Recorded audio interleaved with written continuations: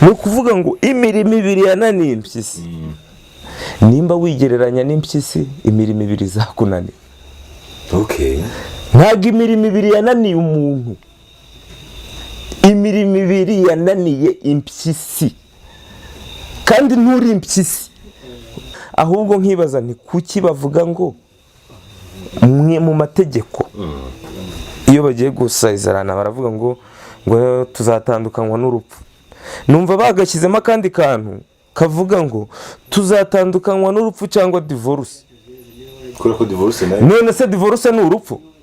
Reka nkavuge nanjye wenda nkishyiriyeho ku isi. Igere ijambo ryahindura ubuzima. Isomo ry'abantu ku muntu ni umuntu, n'ibyishimo by'abantu ku muntu ni umuntu. Buri kimwe cyose cy'abantu ni umuntu.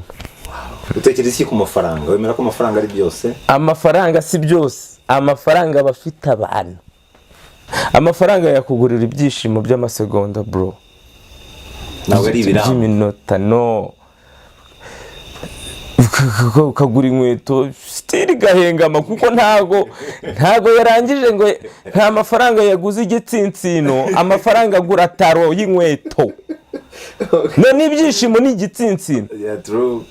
Uri gutinya amahwa, uri gutinya ibiki, urokuramo urukweto ushiremo urundi, ariko stili uri kuramira igitsinsino.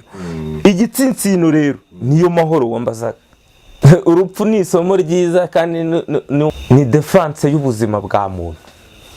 Niho graduation. Ni aba yagraduate. Urupfu ni graduation. We abarangije kwiga agatusiga mu kindi kigo tukikomereza. Ariko iyo graduatinze nabi amanota yawe nyine urayumva. Graduatinga nabi ni gute? Ni ugusiga inkuru mbi musozi. Abantu bakuvuga ati kigiye ariko cyari icyambuzi. Aterega n'ubundi ati uburaya bwe ntibwawe bumusiga amahoro. Urumva ubu graduatinze rero cyo nabwira abantu mugerageze mu graduatinge neza. Isi ni ishuri, urupfu ni graduation y'ibintu wigiye muri iyo shuri. Nimba warabara muri refe wararyaga ufite inda nini, tuzasigara tuvuga ati nubwo yanditse igitabo cyiza ariko yaryaga. Imana yaduhaye uyu mutwe ngo dutekereze ubuzima bwacu gusa. Nushyiraho ingofero njyewe ntari ibyo ni ibyawe, ariko umenye ko twikiriye ibitekerezo Imana yagwaye kuri uwo mutwe, nta kindi. Uyu mutwe akamaro kawo ni ugutekereza gusa.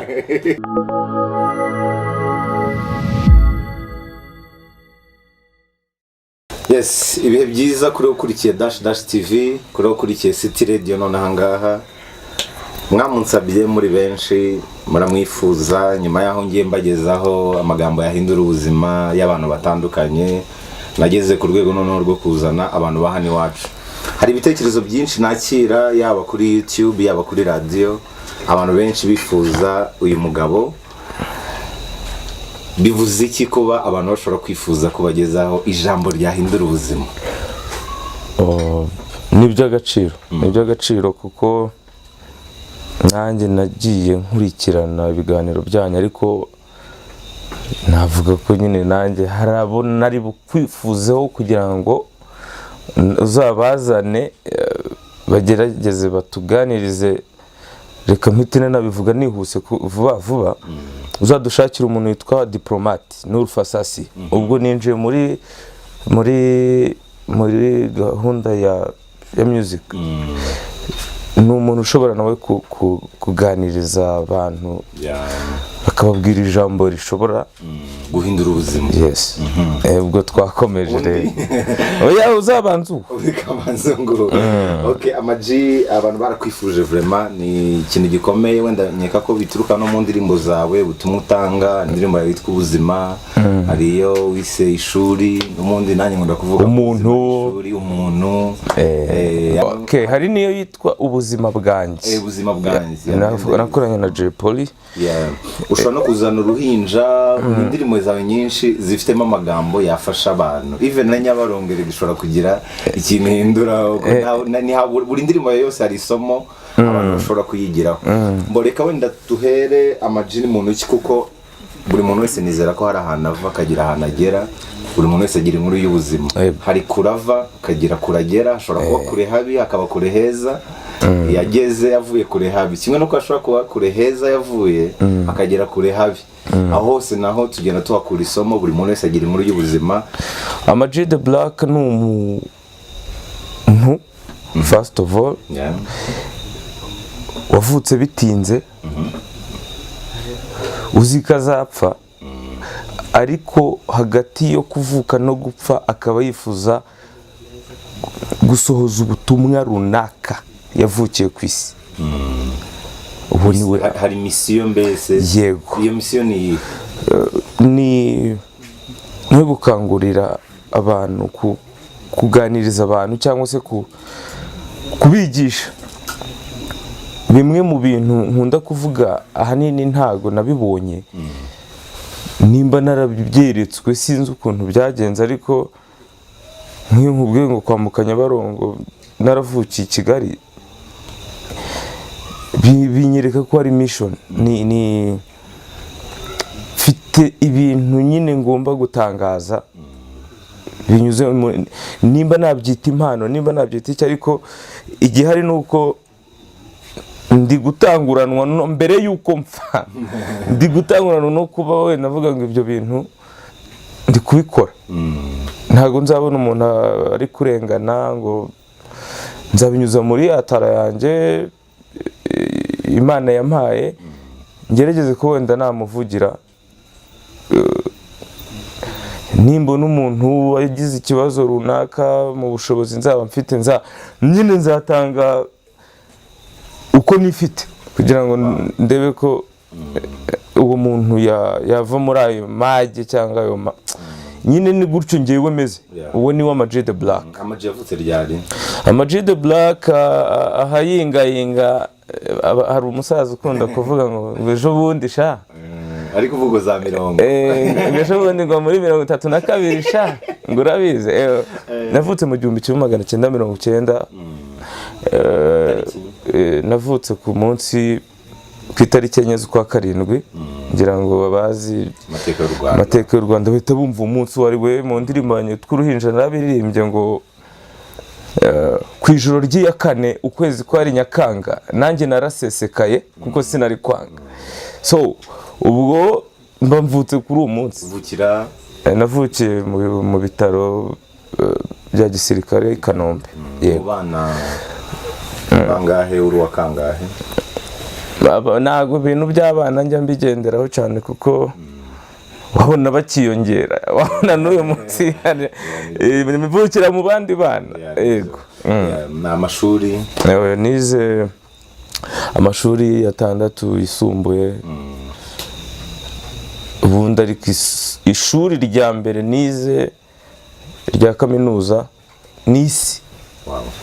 Kubera iki? Kuko nayisanzeho nta ruhare mbigizemo, kandi ngomba kwakira ibyo mpabonye. Nuko nguko isi niryo shuri. Ngira ngo hari indirimbo nakoranye na Melody twa turi ku ishuri kuva kera, abantu barayizi. Isi ni ishuri. Rero hari ikintu cyitwa ubumenyi, hakabaho hari umumenyi, hari umunyabwenge, hari ubwo ndi kubikubwira kugira ngo wumve icyo kibazo warumbajije. Habaho umumenyi, hakabaho umunyabwenge, hakabaho aba bantu b'abasherisheri n'abaki udashobora umushabitsi. Hakabaho hari kategori nyinshi z'abantu bigendanye n'ibyo byo kuvuga ngo ku isi nyine ishuri ibiki n'ibiki. Kuvuga ngo hakabaho umunyabwenge, rero niwe ukoresha abo bantu bose. Umumenyi ni uwagiye akabyiga mu ishuri. Umushabitsi ni wa wundi nyine uri aho ngaho. Nanjye rero nabuze ahantu nikarasa. Nimba ndi umumenyi uri muri byose, niba ndi umunyabwenge niba ndi umushabitsi. ariko kure wageze haba hari na kure wavuye. Yego. Ushobora kutunyuriramo gatoya wenda ibyo ugezeho ubikesha iki, watangiye ryari, wenda tuje no muri kariyeri y'umuziki ukuntu byatangiye biri hasi kugeza kuri uru rwego abantu bashobora kukwifuza. Ibyo nagezeho byose mbikesha abantu. Ibintu ni abantu. Wow. Ntago navuga ngo nagiye kanyarira ndasenga, kuko abantu bose bagiyeyo ntago bigeze bifuzwa nk'uko wabimbwiye. Yeah. Kubana n'abantu, abantu niwo mutungo wa mbere kuri iyi si.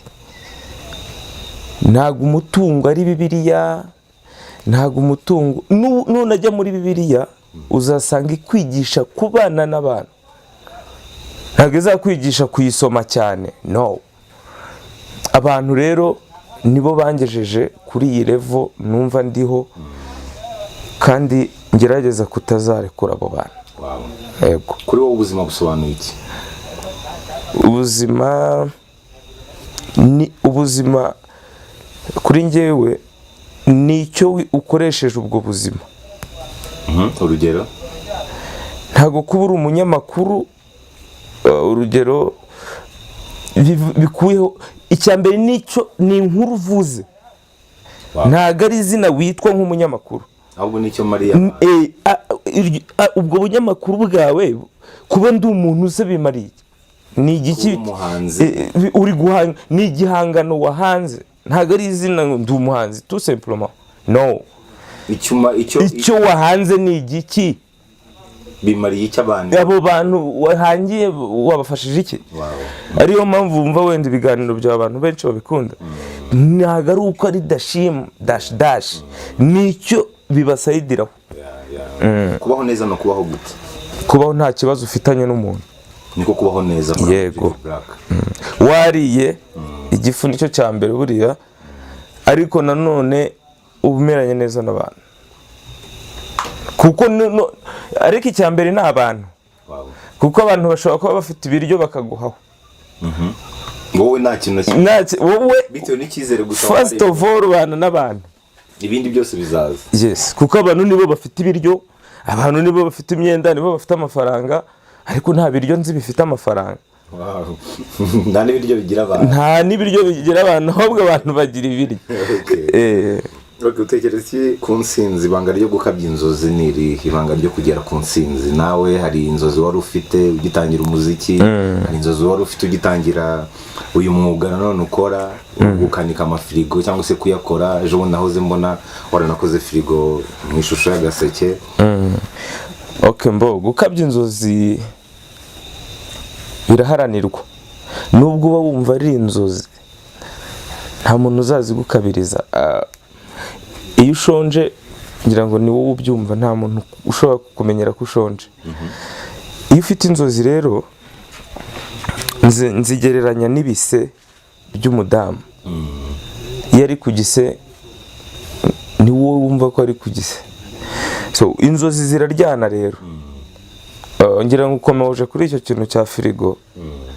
Naraye amajoro nicaye ndi gukora iriya proje yanjye. Niyo narotaga akantu gatoya nakongeraho narabyukaga. Bivuze ngo ntago nigeze ntekereza ko hari umuntu uzava hirya no hino ngo aze kurangiza ibintu natangiye. Gukabya inzozi rero ni wowe uba wazikabije, nta muntu ukabyirizwa inzozi na mugenzi we. Bivuze ngo rero gukabya inzozi ni biri muri wowe.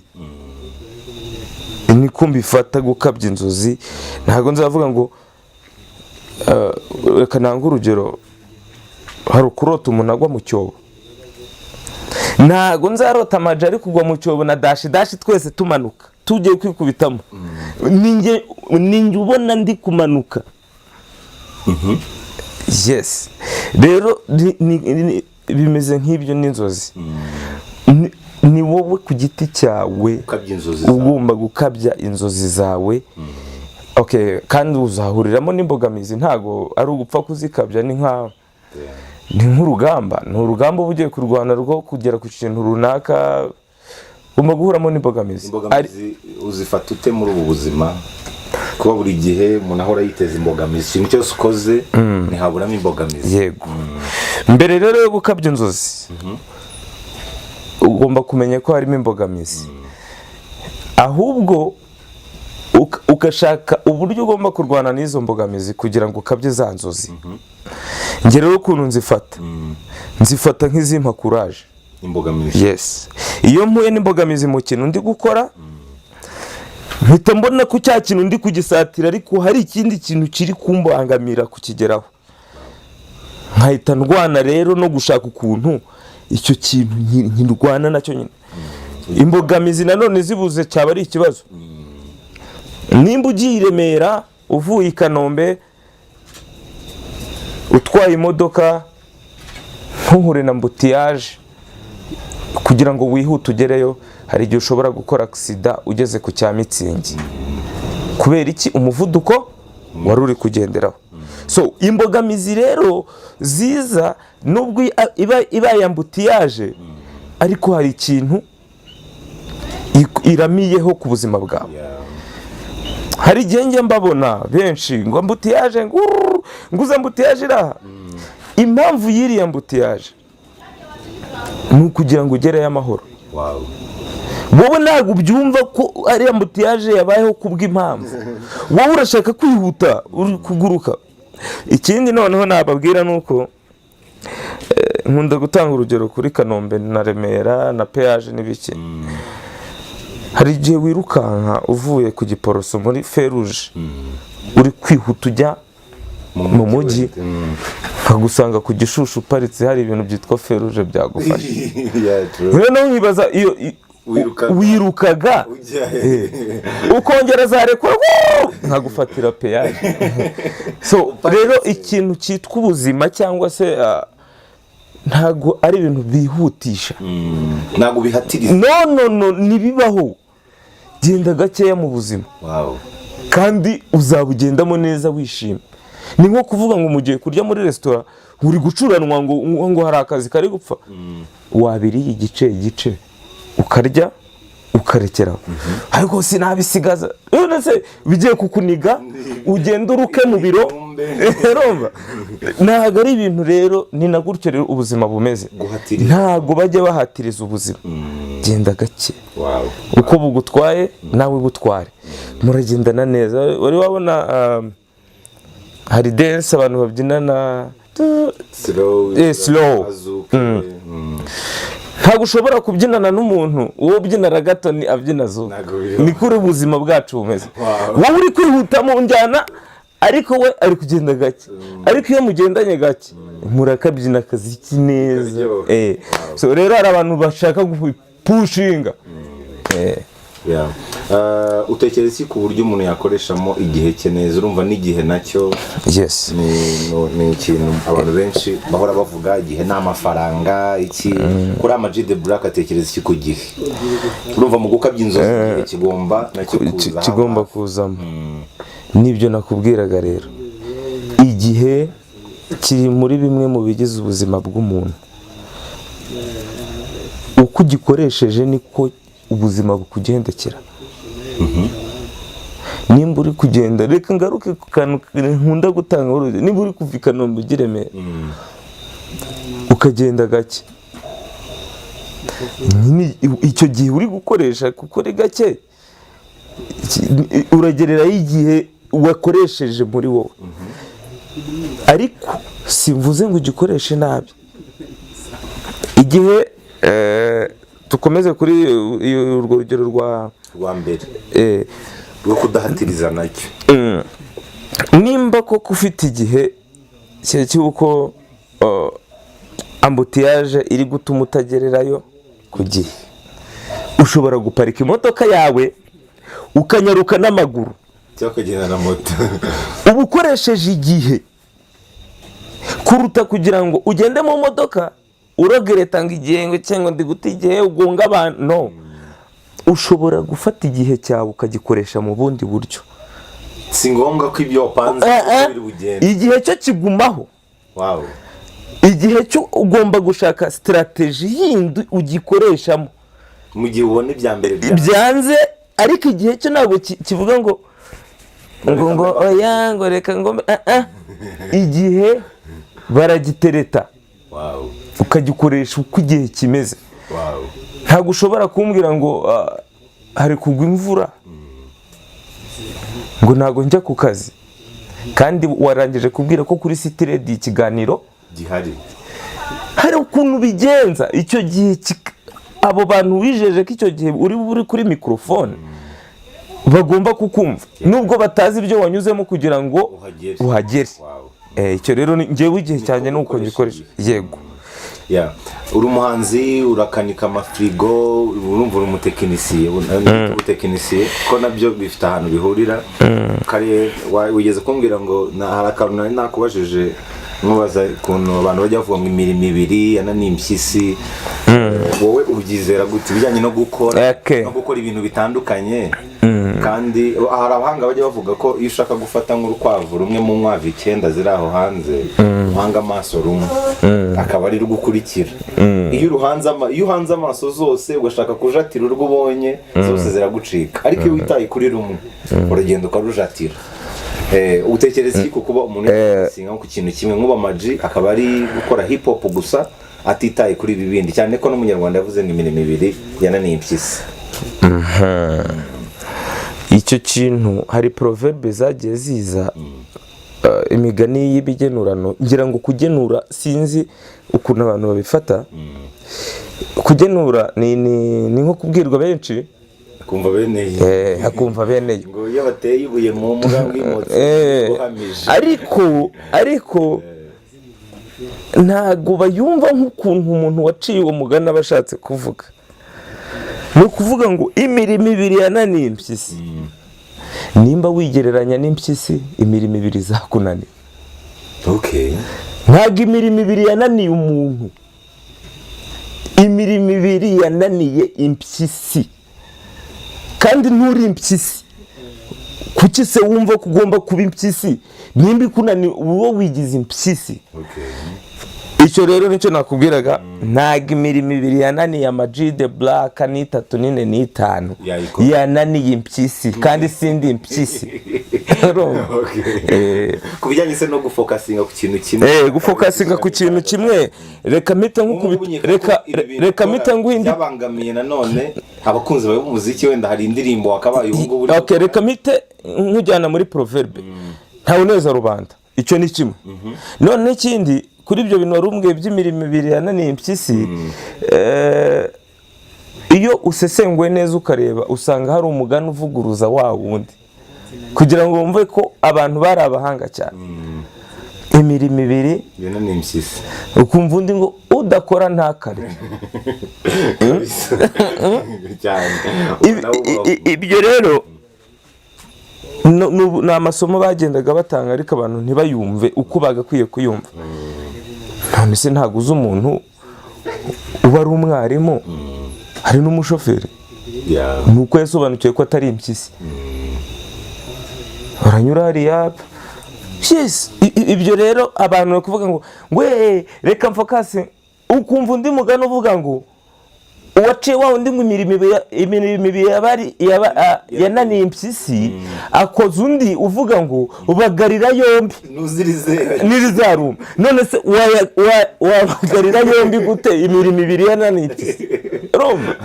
So abantu bajye bumva proverbe, bamenye n'icyo umuntu ashatse kuvuga. Hanyuma utekereza iki kuri urukundo rufite ikihe gisobanuro kuri Maji the Black? Urukundo ni ishavu. Urukundo ni kimwe muri chapitre z'ubuzima. Iyo rwaguhiriye ruraguhira, iyo rutaguhiriye rurabikwereka direct, ntabwo bitinda, urabibona kandi bikagaragarira n'abantu. N'ibintu ni nko kwitsamura, nta muntu ujya uhisha kwitsamura cyangwa gukorora,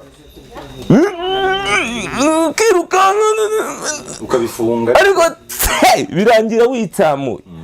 Niyo mpamvu ujya kumva umuntu yiyahuye, umuntu biba byamubayemo byinshi. Urukundo rwahira umuntu gute? Nirihe banga? Nta banga ribaho Ryo guhirwa n'urukundo. ni ukwimahoro neza kwiyakira tu. Yes, kuko nimba reka tugaruke ku kintu cyitwa divorce. N'ubundi ubu ngubu hariho ko divorce ni nyinshi cyane. Yes, ugereranyije no mu bihenda bya kera niba ariko nabi. Yes, ntabwo divorce yagakwiye kutubera imbogamizi yo kugira ngo dukore amakwe natwe ngo Dashimu yakoze divorce babanye igihe iki n'iki nanjye reka mbyihorera. Aho ngaho ugiye kwinjira mu buzima bwa dash dash ntabwo uri kwitekerezaho. Niyo ni ikosa abantu bakunda kugira. Amajeri ari ku Gikabuga ahura na moto iramugonga, ahura na moto yagonze umuntu. Urugendo rwanjye rwo ku Gikabuga nkahita mvuga ati nanjye bashobora kungongera imbere. Iryo ni ikosa abantu bagira. Nari mfite itike y'indege yo kujya Canada, noneho numvishe accident y'indege, itike ndayihagaritse. Canada nanjye sinkigiyeyo, ntazapfa nk'abo ngabo. Iryo ni ikosa ryo kwishyira mu cyimbo cy'undi muntu. So ibyo rero byo kuvuga ngo umuntu urukundo banganye bakundanye, yes, divorce zigomba kubaho, zigomba kubaho. Ahubwo nkibaza ni kuki bavuga ngo mwe mu mategeko iyo bagiye gusezerana baravuga ngo tuzatandukanywa n'urupfu. Numva bagashyizemo akandi kantu kavuga ngo tuzatandukanywa n'urupfu cyangwa divorce. Ko divorce nayo none se divorce ni urupfu? Kandi abantu baba batandukanye. Ibyo ni ukubeshyanya rero. Ati njyewe runaka ntemeye ko tuzatandukanywa n'urupfu cyangwa divorce, mukaba municaye mubizi. Atari urupfu rudutandukanyije, ni divorce. Hari abavuga ko divorce ari amahitamo ya nyuma, wenda ya nyuma nyine ku kantu kazajyemo tuzatandukanywa n'urupfu cyangwa amahitamo ya nyuma ariyo divorce. Rero icyo navuga ku rukundo ni icyo, ariko urukundo nta muntu urugenga. Ni nk'ibitotsi. Wari wajya ku buriri ngo uhite usinzira ngo njye gusinzira, wowe uraryama ugashiduka wasinziriye, ntumenye n'igihe byaje, ntuzi n'ahantu buri, ukaza gushiduka wabyutse. Rero ubuzima bw'urukundo ni uko. Ibi ngibi tuba turimo by'urukundo ni turi mu bitotsi. Gusinzira no gukanguka. Gusinzira no kurujyamo. Gusinzira no gukunda. Gukanguka ni divorce cyangwa ni urupfu. Wabyumvishe? Ubu n'ubuzima buri hagati na hagati. Ariko nago n'ubuzima bukomeye butoroshye namba, kuko iyo uryamye ntubuzi nimba uri bubyuke, wowe ubona uryamye. So urukundo rero narwo rumeze gutyo. Kuri amajina formule hari wenda y'ukuntu yabisigasira bikaramba bikamera neza. No kuvuga ngo rero ukuntu kuri amaji bimeze, ubwo mbijyanye n'ubitotsi kwa kuri navuga, ni ugusasa ahantu heza, harara nteguye, nimba ari kamambiri ndi bubyuke nambara, hategura kuvurori imeze neza, tanuka imeshe isa neza, nkinjira mu rukundo rwanjye. Uri kubyumva? Kubisigasira nibyo, nta kindi kintu. Udasigasiye ahantu uri buryame ngo habe hasa neza, umenye ko hari oxygene, hameze neza, nimbyuka yes, ni gutyo bimeze. Ariko bihira bake, nakubwira ko ari abantu bake baryama bose, kandi umubiri ukeneye guhumeka. So rero njyewe urukundo nuko ndufata. Niyo mpamvu ujya wumva n'abantu barahira indahiro zikomeye bavuga ngo Imana izabimfashemo. Ntabwo ari umuntu wari wese wabyita. Ariyo mpamvu iyo umuntu agiye kuryama atera isengesho, Mana niriwe mvuga nacumuye, ari benshi bari mu bitaro, akadashaka kwibutsa Imana kandi Imana ibizi. Urumva? Ibyo ni uko ushaka kuyiryara. Ati barabariye, ibyo Imana ibibizi. Vuga uti Mana ngiye kuryama, bana nanjye. Iryo ni isengesho riri simple, atari ibintu byo kwirirwa ujya kuyibeshya ngo navuze ngo narebye ndacumura ngo navuze ibyo Imana ibibizi. Vuga uti Imana dore ndaryamye, mu gitondo uvuga ati ndagushimye wakuyeho amarido nicyo kurya uyu munsi. Ibyo bintu bindi byo kujya kwibutsa Imana, ntabwo Imana bayibutsa, ntabwo Imana ari umuntu kuyibagirwe. Urambwira ko Imana itazi ko hari ibitaro bya Roi Faisal habiryamyemo abantu? Wowe Dashimu ni wowe ugiye kwibutsa Imana ko ibyo bitaro biryamyemo abantu? Ibyo ni uguta umwanya. Vuga uti Imana dore nkishyize mu biganza, nubwo tutazi nimba inabifite, ndaryamye. Wabyuka ndagushima. Ibindi Mana urabona, ibyo bintu uri kwibutsa mbifata nko gufata umwarimu ukamwibutsa amasomo yari ari kukwigisha. Nimba teacher aje mu ishuri ukamubwira ngo teacher mfite ikibazo, ngo kane gukuba kane ngo buriya ni 16 teacher ibyo ngibyo ntabwo uri arabizi. Ni nko ikibumbano cyabwira umubumbyi ngo Imana wowe kora ibyawe n'Imana yawe, nimba uyizera ibindi ubyihore. Ibyo rero bimeze nk'ibyo twaganiragaho by'urukundo. Hanyuma ubushuti busanzwe n'ubushuti bwakabaye bumeze buti? Ubushuti gutya abantu baba inshuti, ubushuti busanzwe buragoranye. Inshuti nyayo ni inshuti yakabaye imeze ite? Inshuti ya nyayo ni inshuti yagakwiye kukugenda hafi mu bibazo kurusha kukugenda hafi mu bisubizo. Inshuti uzabona mu bukwe ukayobora ku kiriyo ni inshuti hatiriza ubucuti.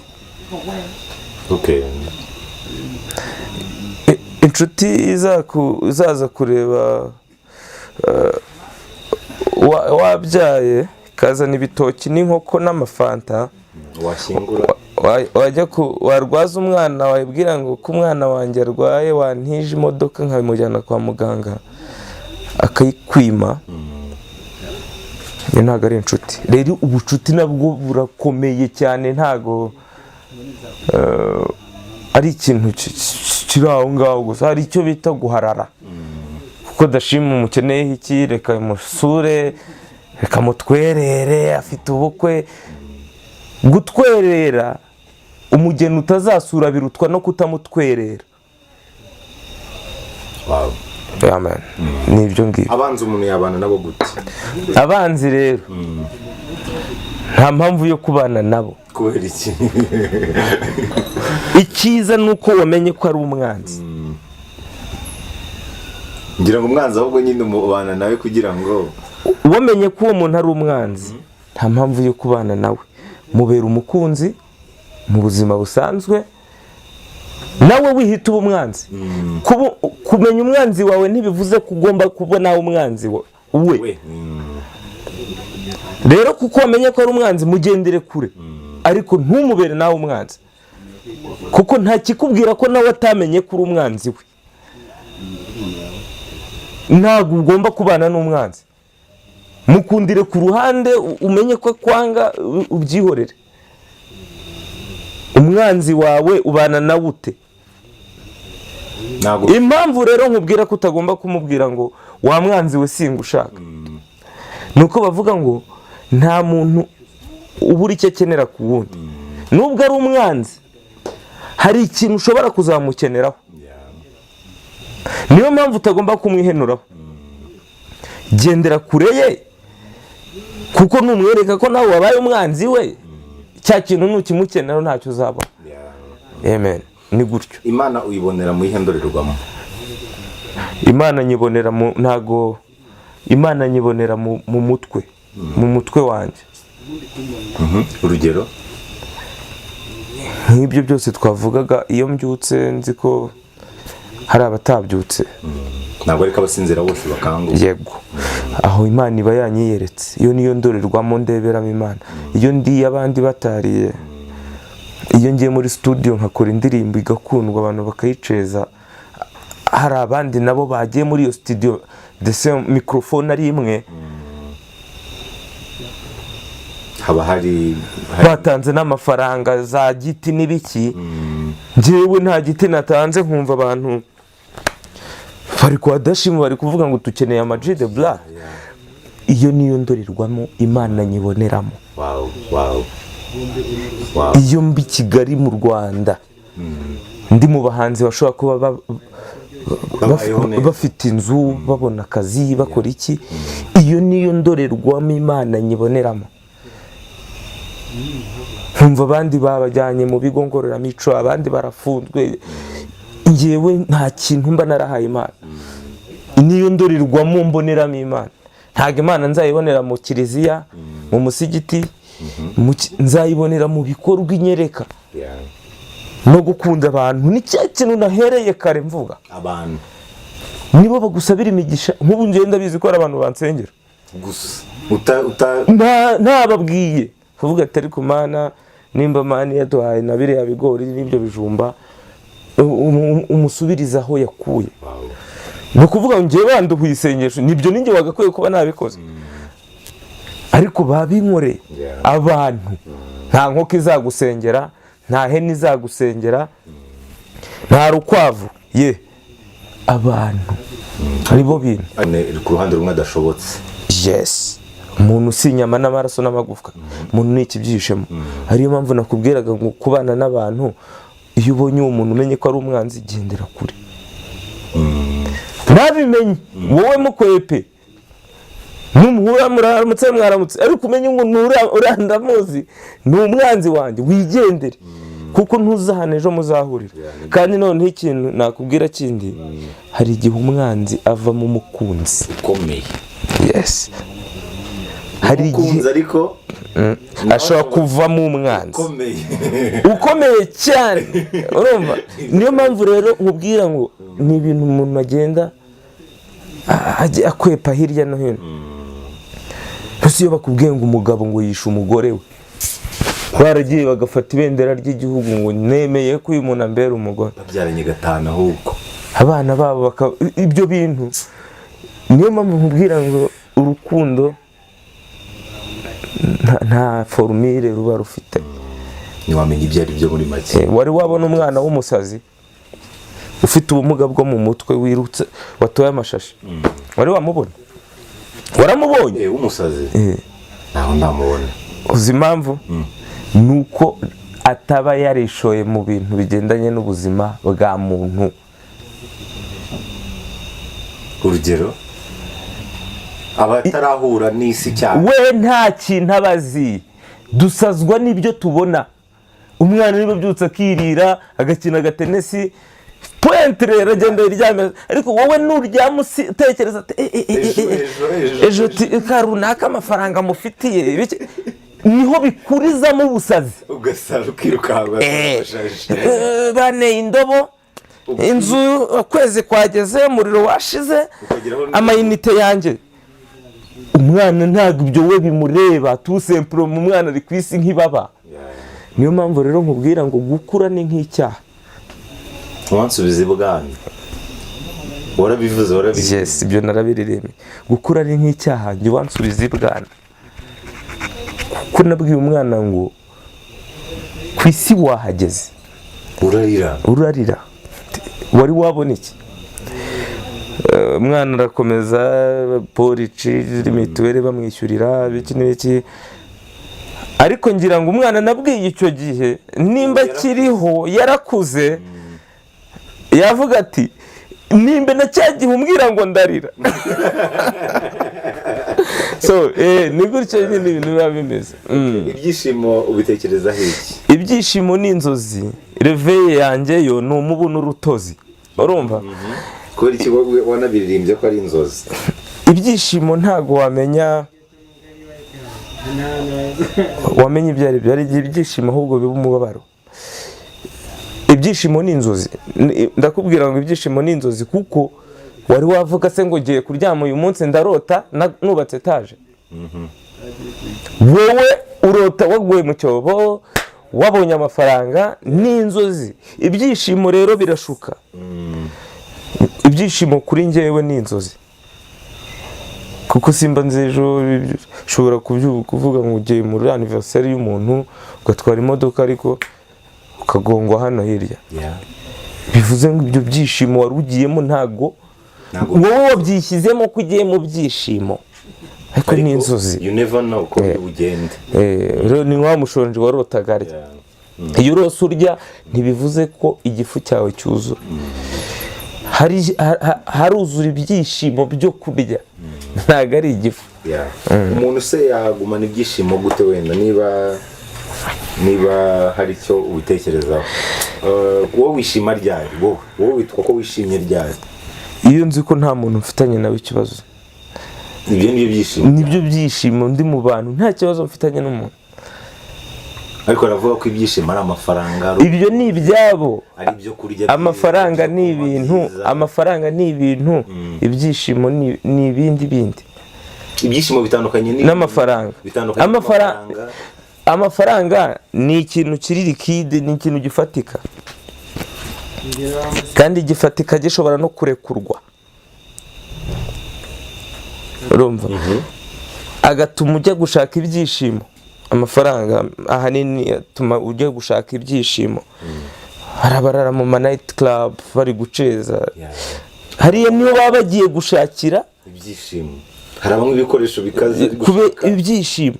Ariko niko akunda ushobora kuba ufite ikibazo cyo kwishyura inzu ubamo, ukabona ibihumbi 10 uyishyura 15, ukajya kuyanywera inzoga ngo nubundi sengo 10 ngo nago landlord ngo ngarebe yafate ukayamara, ariko yanzu nanone ntago wayishyuye, nubundi urasubira mu kababaro. Washatse ibyishimo by'akanya gato, kumba ahubwo wari uri kubihunga. Iyo umuhiryo 10 ukamubwira uti naya nari mbonye, bari kuba baravuga ngo ukorora acira abagabanya. Urarinyweye 10 still inzu ntago yishyuye, urakwepye, ugiye kwiruka none ushaka yo kunywa ndi kugira ngo ugarure ibyishimo bike by'akanya gato. So ibyishimo rero mu cyakene nakubwiraga abantu, nyirinzu mubanye neza nk'umuntu wabimusobanura akabyumva. Abantu rero nibyo bintu, ni byose kuri wowe ikintu kiri byose ni abantu, kuko nibo bafite amafaranga, nibo bama ibyishimo, nibo babaye mpisomo, nibo banyiba, nibo ngurira, nibo bangurira, nibo abantu, nibo somo ry'umuntu. Ubundi baravuga ngo reka nkavuge nanjye wenda nkishyiriyeho ku isi. Ibyo ijambo ryahindura ubuzima. Isomo ry'abantu ku muntu ni umuntu. Wow. Isomo ry'abantu ku muntu ni umuntu. N'ibyishimo by'abantu ku muntu ni umuntu. Buri kimwe cyose cy'abantu ni umuntu. Very good. Utekereza iki ku mafaranga? Wemera ko amafaranga ari byose? Amafaranga si byose. Amafaranga bafite abantu. Okay. Umuntu yakoresha ate neza yabana gute nayo neza? Hamwe yabona yabanza kubana neza n'abayafite, nibwo yaba ari kuyakoresha neza. Wese ayafite yaba yarekuye ayakura ku bantu. Filosofira ndi kuyumva neza. Mbwira ndagusobanura. Urimo urashaka amafaranga urayabona. Wayakuye ku bantu. Wagafasha ute? None urayagize. Uyakuye ku bantu. Yashyire mu bantu. Mu bantu nayo n'abantu. Urayagumisha muri baba. Wenda ejo bazagera bayagusubiza, ariko abantu nibo mafaranga. Yes. Ko icyo uvuga ko atari byose, hari abantu bavuga ko ari hafi ya byose. Amafaranga. Wenda icyo atagura ni ibyo bindi wavugaga. Amafaranga yakugurira ibyishimo by'amasegonda bro. Nawe ari ibiramo by'iminota no. Dukubyina bikarangira. Ukaceza ukagura inkweto stili gahengama, kuko ntago yarangije ngo nta mafaranga yaguze igitsinsino, amafaranga agura taro y'inkweto. None ibyishimo ni igitsinsino. True. Uri kubyumva? True. Uri gutinya amahwa, uri gutinya ibiki, urokuramo urukweto ushyire mu rundi, ariko stili uri kuramira igitsinsino. Igitsinsino rero niyo mahoro wambazaga. ushobora kwiyambarira ibirenge, si twagera mu mujyi icyarimwe se. Ariko wowe amafaranga ni nk'igikuverikire, ni igifuniko cy'ikayi. Ntabwo ikayi igizwe n'igifuniko, ikayi igizwe n'ibiri muri iyo kayi ifunitse. Sinzi nimba uri kubyumva. Ntabwo inisiyative y'igifuniko ihindura inyigisho iri muri icyo aho ngaho. Kuri amajise bibaho ko ibyo byishimo by'igice byatinda, byamari, byahoraho. Yego. Njyewe ntabwo bipfa kumbaho cyane, ariko uri mu mafaranga agura ibyishimo by'igice. Ese uvuga ufite menshi ntiwagura ahubwo nta mafaranga abaho ibyo bintu. Ayo mafaranga ndi kumwe n'abantu n'ubundi bigaruka tujuru. Iyo mbuze umuntu umwe wari inshuti yanjye mu buzima, mbameze nk'ubuze miliyoni mu gihumbi nari mfite. Kubera ko byose ni abantu n'amafaranga ni abantu. Ariko kandi umuntu umwe wari inshuti yanjye mu buzima bwanjye, haba hari ni miliyoni imwe mba mbuze mu gihumbi nari mfite. Igihumbi gisanzwe bijya ngo ni miliyoni igihumbi. Iyo mbuze inshuti imwe, mba mbuze miliyoni mu gihumbi wari ufite, kandi none ntarageza n'ibihumbi 2. Bishatse kuvuga iki? Umuntu ni uw'agaciro mu buzima bwanjye kurusha amafaranga. Byumvikana. Igihumbi ubuse mbisobanure ngo iki. Tuvuge ngo iyo mbuze, ariko byumvikanye. Ndabyumva cyane. Sinari nagera kuri level yo kutunga miliyoni. Na bibiri ufite na n'ibihumbi.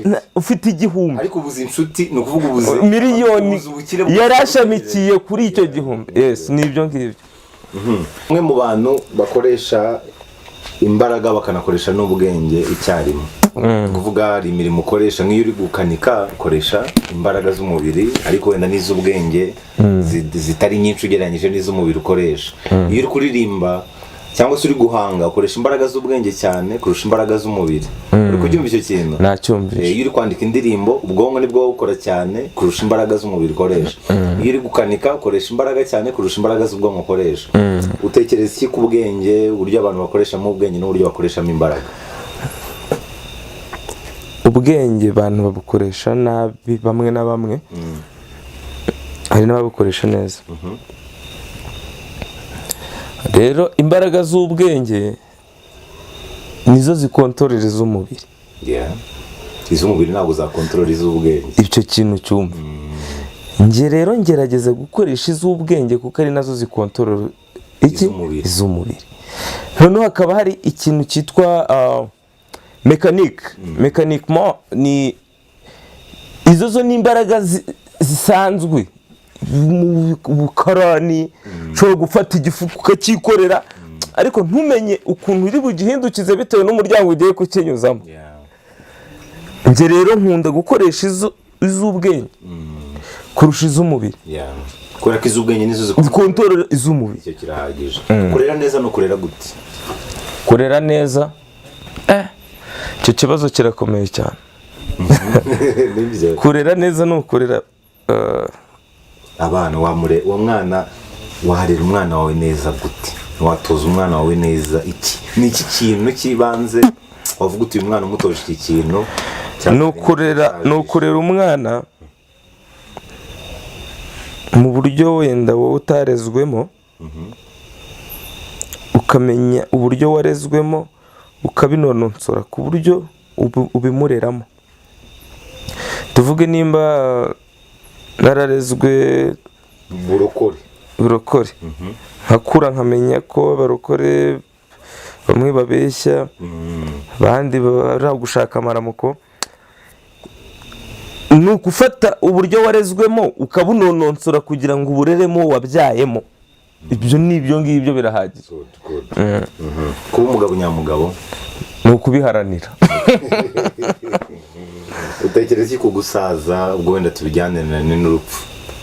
kuko umuntu agenda nawe uko wangana gukiri mutoya muri za 2010 cyangwa 2000 ntabwo ari ubu ngubu umeze ugenda ukura kandi gusaza rero nibyo bindi nkomeza kugaruka umuntu menya gusaza utanduranyije cyane n'abantu oya kwanduranya si ihenere gas si inkoko n'abantu barakubwira ngo ujya menya gusaza utanduranyije cyane urumva rero ushaje neza wasaza nta kibazo ufitanye n'abantu ni nabwo iyo witabye Imana bavuga ngo cyakoza abantu kandi ukamenya ko abantu bakunda umupfu bakunda umurambo yari umwana mwiza niyo waba uri mideni quartier yose bose ati yari umwana mwiza cyakoza agiye twaye tukimukeneye kandi abandi bati ahubwo agiye yarabangamye urumva kubera iki abantu bakunda umuntu wapfuye ntiryarya nyine abantu si byo mpamvu nakubwiye se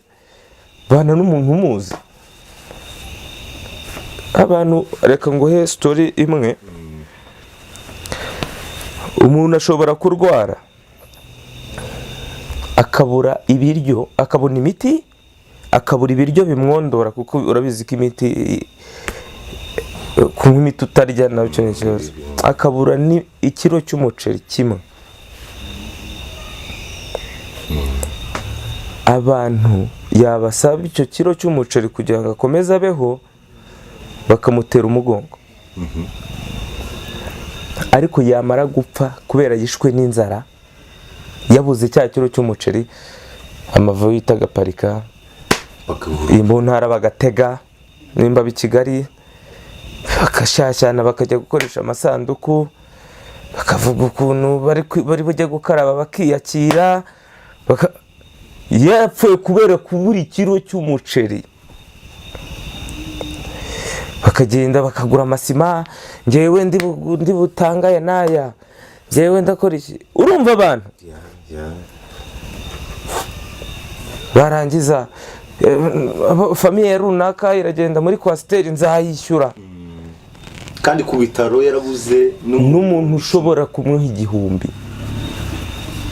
nkumva umwana w'umuntu nicyo mvuga rero ngewe inshuti rero uyimenyera mu byaha so ubundi ubwo mbikoze nkipfisha bagahurura nkabanza nkabanyuramo mwese nkuguza 2 rwose muri iyi minsi nta kigenza nkipfusha nkabona noneho ku gihe cyo kuza gushyira mu isanduku waje muri vewiti watanze n'100 nkahita mvuga nk'ijambo nkabyuka nkavuga ati man nababonye wowe nkubone wawe nakubonye n'utwo dufaranga twawe tujyane nawe wari uzi ko mpfuye toka ibyo rero niyo mpamvu nkubwira ngo abantu ntago bakunda uwapfuye bakunda umurambo urupfu umuntu yarwigiraho iki urupfu ni isomo ryiza kandi ni defense y'ubuzima bwa muntu niho graduation ni aba yagaraduate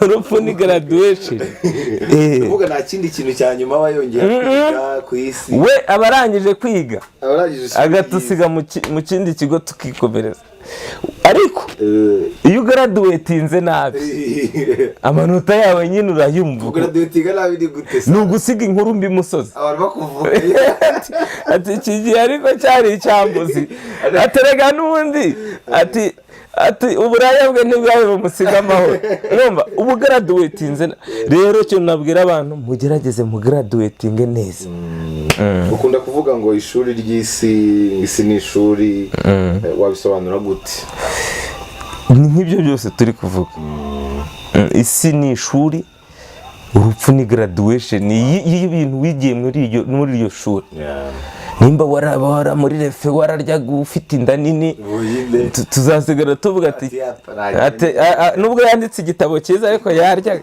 turibuka yiba inkweto sha rero nibyo mvuga wemera ubuzima nyuma y'ubu buzima ntabwo nemera kuko sindagera nyuma y'ubu buzima simbizi utekereza ko si umuntu apfuye ajya ntabwo mbitekerezaho iya graduatinze se nyine sinzi akazi abona bamuvuga neza bamuvuga nabi we aragraduatinze aragiye situzi bamuvuga nabi bamuvuga neza basigaye bimutwaye iki ko tutazi yajya kuntu bigenda bimutwaye iki simbizi nukuvuga na formula yabyo tuzi ariko icyo navuga nuko iya graduatinze neza niyo bamuvuga neza basigaye nta nyungu bimugiraho yagiye ariko bishobora kuzigira ariko zishobora izo nyungu zishobora kuba mukomotseho ku nshuti ze cyangwa kuki we aba yigendeye ariko nimba yagraduatinze nabi still nimba yari igisambo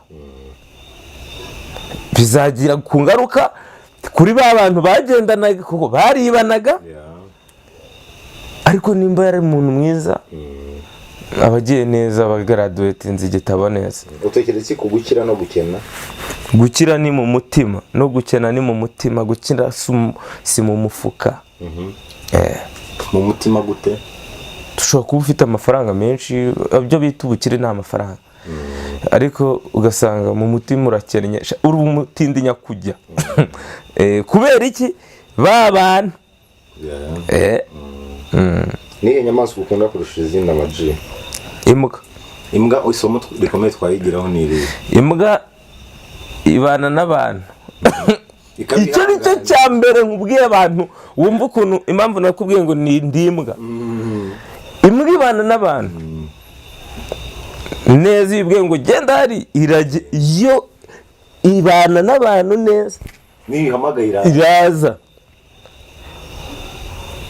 Imbwa rero niyo tungo ryonyine rinanye inspira igihanganira umuntu. Wari wumva umuntu hari abazamu nzibiba aba boss babo bashewe, wari wumva imbwa yibye kubera ko izi ko umuntu hari ikintu cya danger ibana nawe,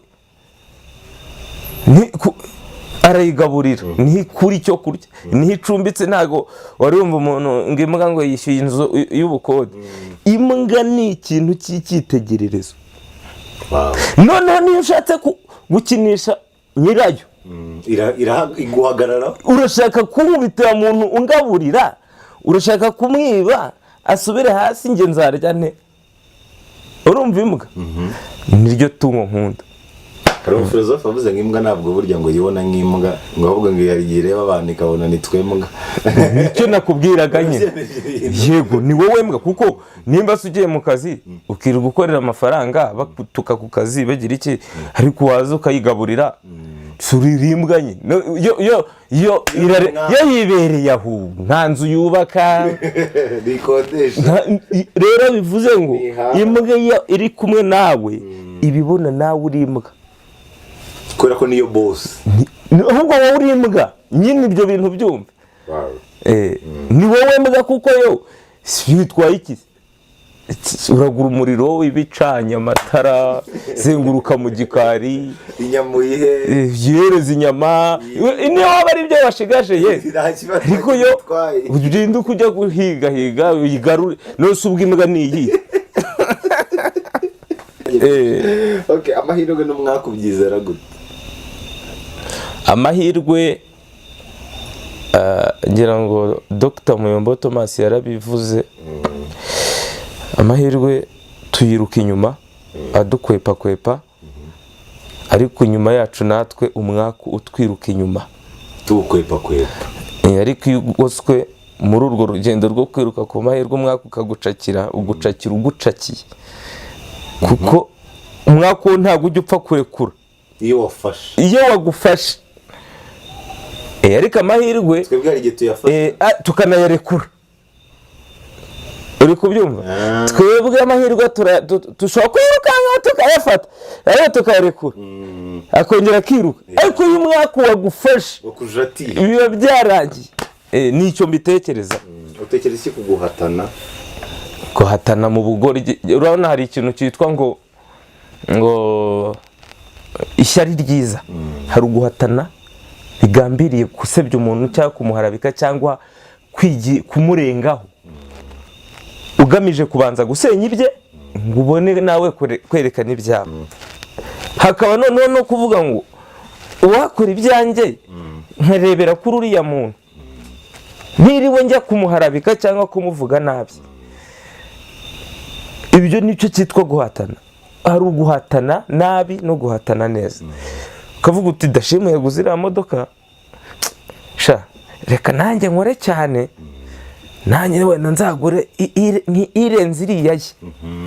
Ibyo ni ishyari. Ariko ntabwo ngomba kubanza kugenda ngo tumenye ibirahure by'iya Dashimu asubire hasi, wenda twese tubibure, wenda ntayo mfite nawe ntayo cyatuyitwike.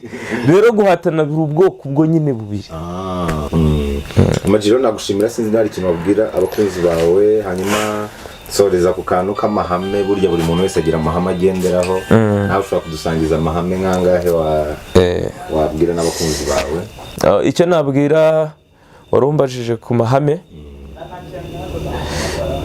Amahame ya mbere ngenderaho y'ubuzima bwanjye ni uko buri muntu wese ufite amatwi akora neza, akaba afite amaso areba neza, uwo muntu amfitiye amafaranga agomba kuzama.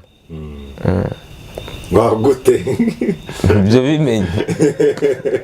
Umuntu wese ufite amaso n'amatwi akaba areba, akaba anumva, amfitiye amafaranga, atarampa wenda hari n'abayampaye, agomba kuzayama.